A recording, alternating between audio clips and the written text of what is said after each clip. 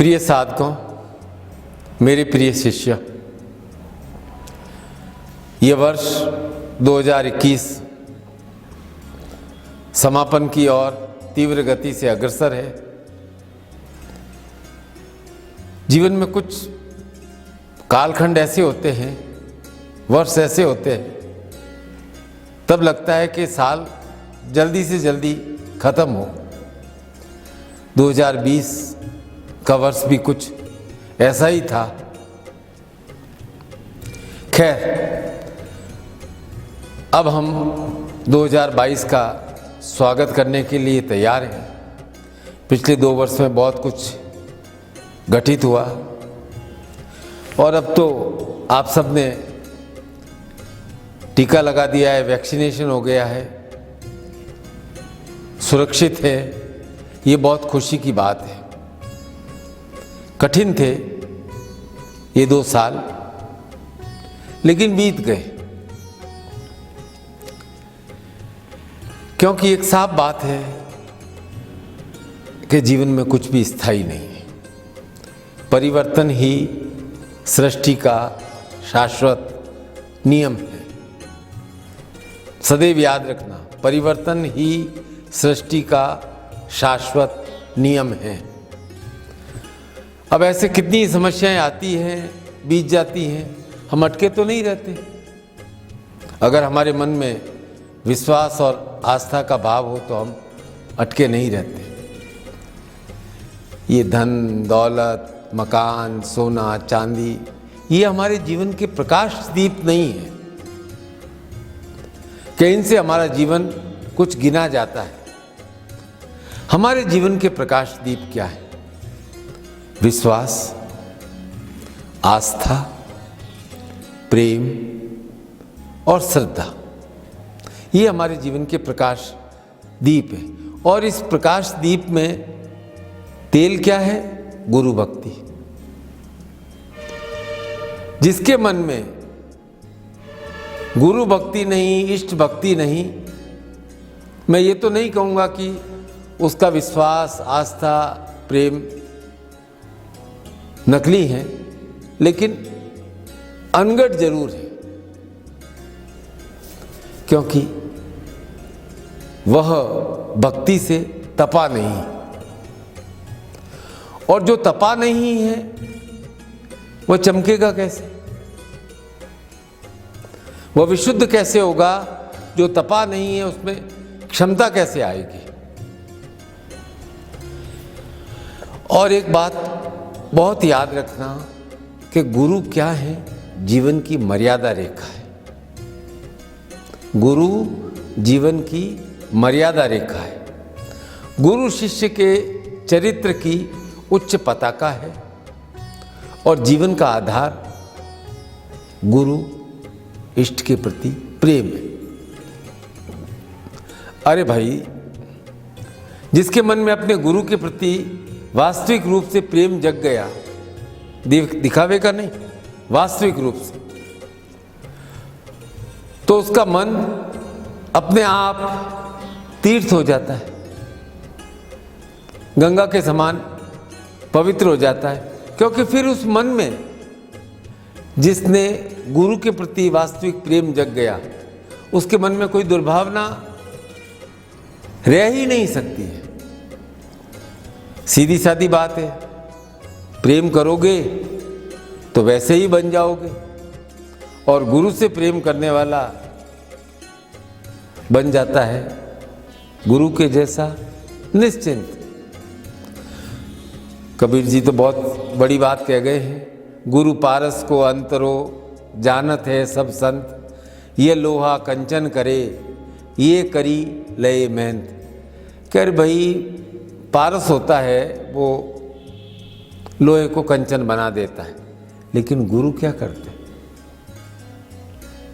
लोहे को खुद के जैसा पारस बना देते। क्यों ऐसा कहा गया है? इतनी बड़ी व्याख्या, क्योंकि गुरु आदर्श है, आइडियल, जीवन का आइडियल। गुरु है भाव, गुरु आस है, जिनसे बार बार मिलकर भी न बुझे ऐसी प्यास है। बहुत साफ बात है। जो गुरु के रंग में रंग गया वह शिष्य गुरु का ही रूप बन गया। एक कथा मुझे बहुत अच्छी याद आ रही है कि रामायण तो आपने हजारों बार देखी है। राम और रावण का युद्ध चल रहा, शुरुआत तैयारी थी। अब युद्ध में राम को परास्त होने के लिए रावण के खेमे में, रावण के कैंप में नीतियां बन रही थी। सेनापति लोग नीतियां बना रहे थे कि कैसे करें, हमारे तट के पार पहुंच गई है सेना। तो मेघनाथ ने, जिनका एक नाम इंद्रजीत भी है, उन्होंने रावण को कहा कि देखो, सारा युद्ध किस बात के लिए, कि आप सीता को वापस देना नहीं चाहते और सीता स्वेच्छा से आपका वरण करने के लिए तैयार नहीं। तो अब एक उपाय है, आप तो माया से कोई भी रूप धारण कर सकते हो। आप ऐसा करो, राम का रूप धारण कर सीता जी के पास जाओ। अब सीता जी राम को देखेंगी तो आपके समक्ष समर्पण कर देंगी, और जब सीता ही आपका वर्ण कर देगी तो फिर किस बात का युद्ध। सीता ही आपका वर्ण कर देगी तो किस बात का युद्ध। अब ये तो रावण के कैंप में, खेमे में बात चल रही है। इधर राम जी का भी खेमा बड़ा विचित्र था, उसमें भी मंत्रणाएं चल रही है। विभीषण ने राम को सलाह दी कि हे राम, आप मेरी बात को ध्यान से सुनना, कि रावण है ना मेरा भाई है, लेकिन ये है त्रैलोक्य का सम्राट। इंद्र भी रावण को हरा नहीं सके, और नवग्रह हैं, वरुण, वायु, सब ये सब उनकी लंका में सेवक हैं या बंदी रूप में।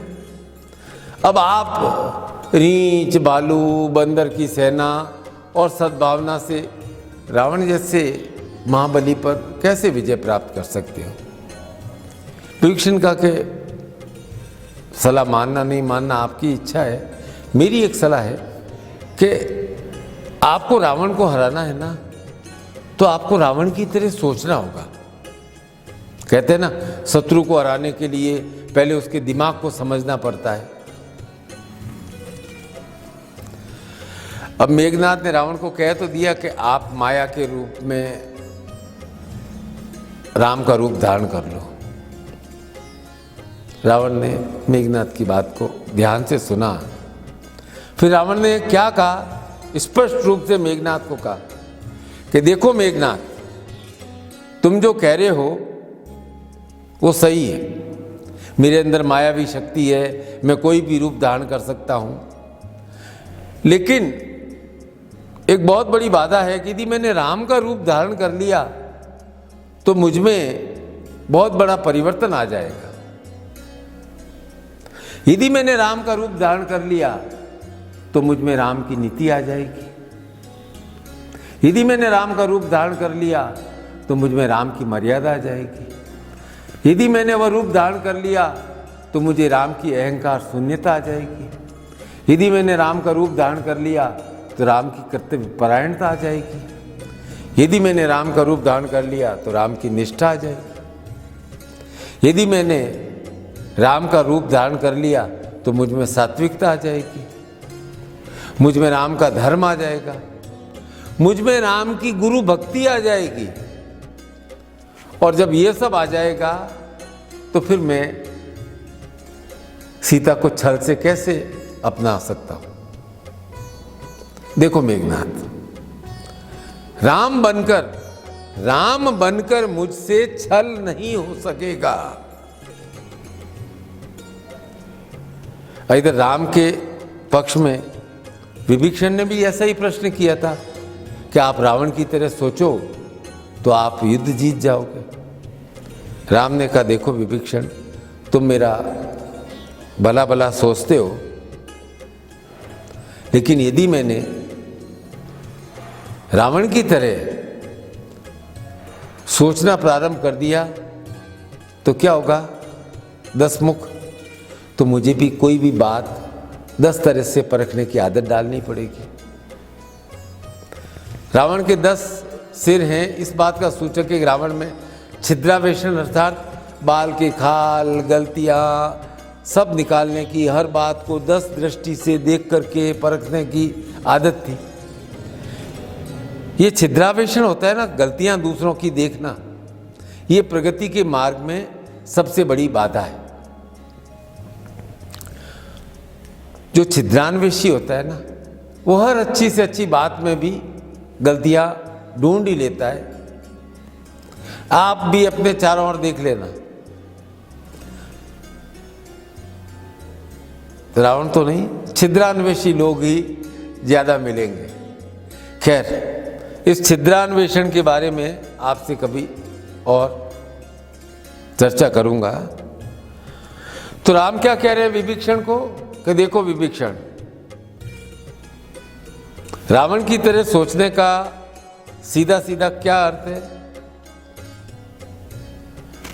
मुझ में रावण का अहंकार आ जाएगा, मुझ में रावण का दर्प आ जाएगा, मुझ में रावण की चालबाजी आ जाएगी, मुझ में रावण का छल आ जाएगा, मुझे रावण की मर्यादाहीनता, इन सब को अपनाना पड़ेगा। और जब मैं ही रावण की तरह सोचने लग गया तो फिर मैं उसको कैसे हराऊंगा? देखो विभीषण, रावण का तो मैं अंत करूंगा ही करूंगा, और राम के रूप में, राम कौन? नीति युक्त, मर्यादावान, गुरु भक्त, इन सब गुणों से मैं रावण को परास्त करूंगा। मैं न तो रावण की तरह सोच सकता हूं, न विचार कर सकता हूं। मैं तो अपने नीति पर, अपने धर्म पर दृढ़ हूं। बहुत श्रेष्ठ बात कही है राम ने कि मैं अपनी नीति, अपने धर्म पर दृढ़ हूं। हम अपने जीवन में जिन व्यक्तियों का अनुसरण करते हैं उन्हें हम अपना आदर्श बनाते हैं, और हर व्यक्ति किसी न किसी को अपने जीवन का आदर्श अवश्य बनाता है, आइडियल अवश्य बनाता है कि मुझे ऐसा बनना है। चाहे नेता बनना हो, चाहे और कोई और, चाहे कुछ हो, और वैसी सोच होती, धीरे धीरे धीरे धीरे गुण आ जाते हैं, हम उसके जैसे बन जाते हैं। तो शिष्य के लिए आदर्श कौन है? गुरु। तो शिष्य को अपने आदर्श, अपने गुरु की छांव में आना ही है। छांव में आने का अर्थ क्या है? गुरु को अपना सुख दुख बताना है। और मैं स्पष्ट तौर पर आज आपको कह रहा हूं कि जीवन में 10 दुख है और 90 सुख है। सुख दुख 90 नहीं है, सुख 90 है, दुख 10 है।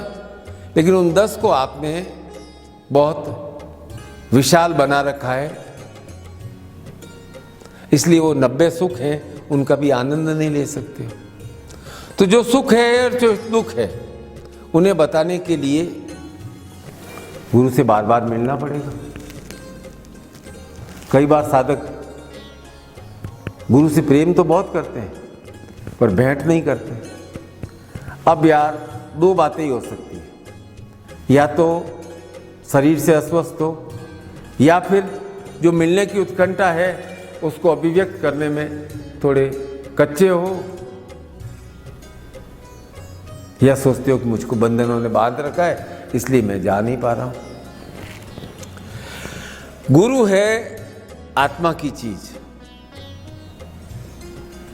मिले तो आत्मदर्शन, आत्मदर्शन हो जाता है, और गुरु से नहीं भी मिल पाए तो आत्मा अनुभव हो जाएगा, क्योंकि गुरु आत्मा की चीज है। मूल बात है सदैव गुरु की छाया में रहना। अब गुरु तो बरगद के वृक्ष की तरह हैं, धर्म स्तंभ है शिष्य के। अब बरगद के वृक्ष को अपनी श्रद्धा के जल से सींचोगे तो उसका आनंद ले सकोगे।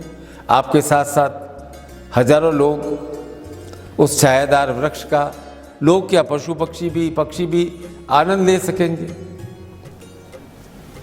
यदि आपने गुरु रूपी वृक्ष को श्रद्धा जल से नहीं सींचा तो जीवन में कई बार आप अपने आप को अकेले समझोगे। और जब व्यक्ति अपने आप को अकेला समझ होता है ना, तो बहुत निराश अनुभव करता है। एक बात मैं आपको स्पष्ट कह दूं कि गुरु तुम्हें छोड़ नहीं सकते। अब आपको गुरु का अनुभव करना है तो उनके बंधन में बंधना ही होगा।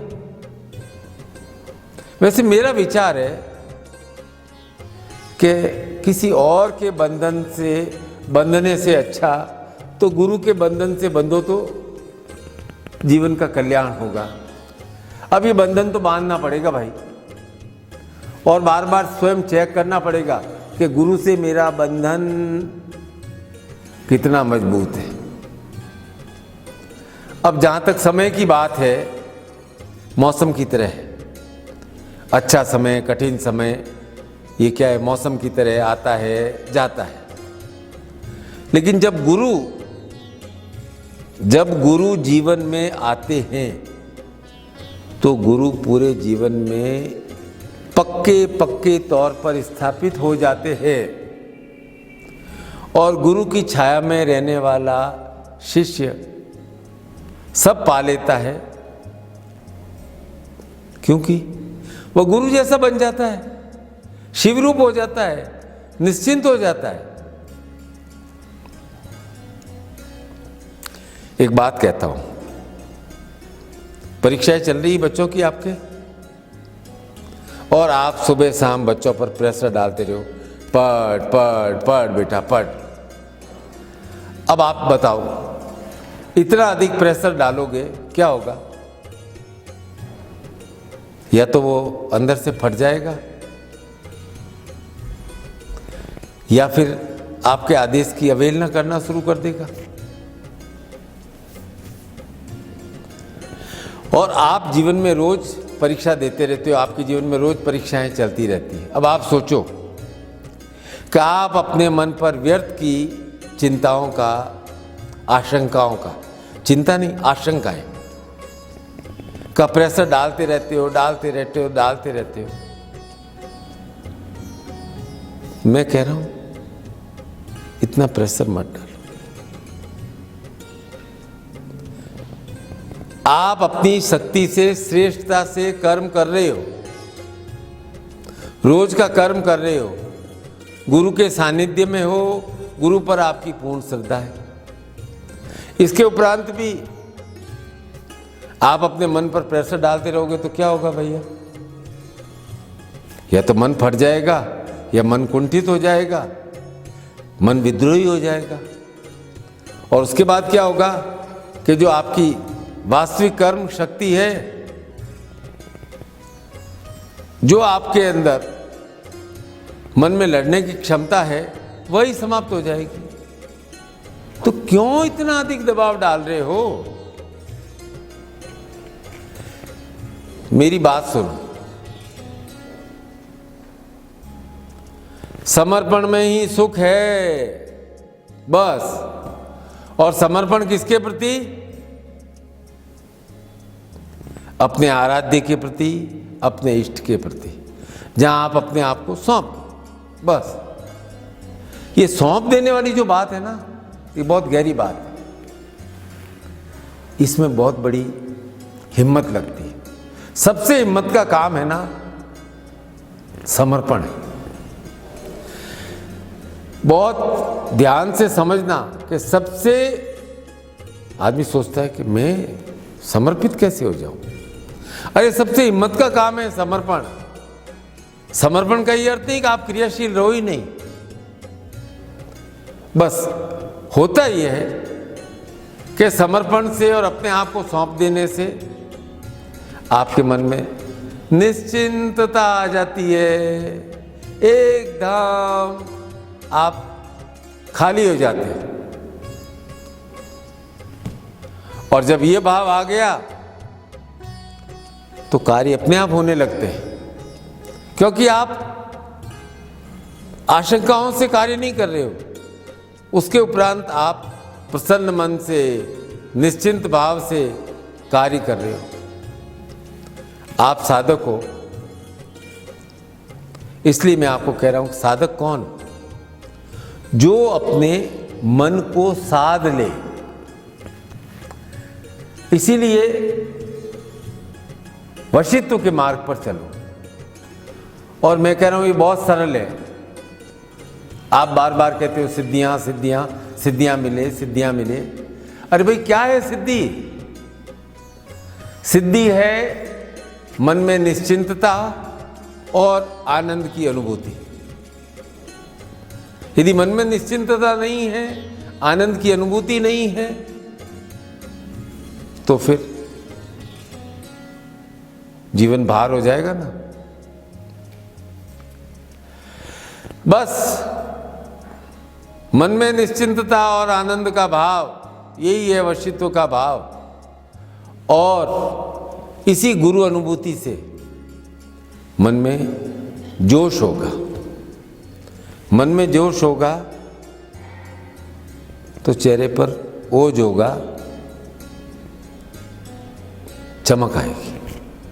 क्यों कर रही हो व्यर्थ की इतनी चिंता? चिंता से ही तो व्याधियां आती है। निश्चिंत भाव से, समर्पण भाव से जीवन में गतिशील होना है। आपने गुरु का हाथ पकड़ा है तो कस के पकड़े रखो, बार बार भाग मत जाया करो। एक संकल्प तुम्हें लेना है कि मैं अपने जीवन में समर्पण युक्त निश्चिंत रहूंगा। कामनाएं आपकी हजारों हैं, हजारों कामनाएं आपकी अवश्य पूर्ण होंगी। क्यों नहीं पूर्ण होंगी? जब आप निश्चिंत हो, समर्पित भाव से हो, अवश्य कार्य सिद्ध होंगे। मिलते हैं नववर्ष पर। आप मेरे मन के निकट हो, तन के भी निकट आ जाओ। आप मुझे देख लो, मैं आपको देख लो। ये भी तो जरूरी है, निकटता जरूरी है। बहुत बहुत आशीर्वाद। खुश रहो, निश्चिंत रहो, आनंद से जीवन जियो।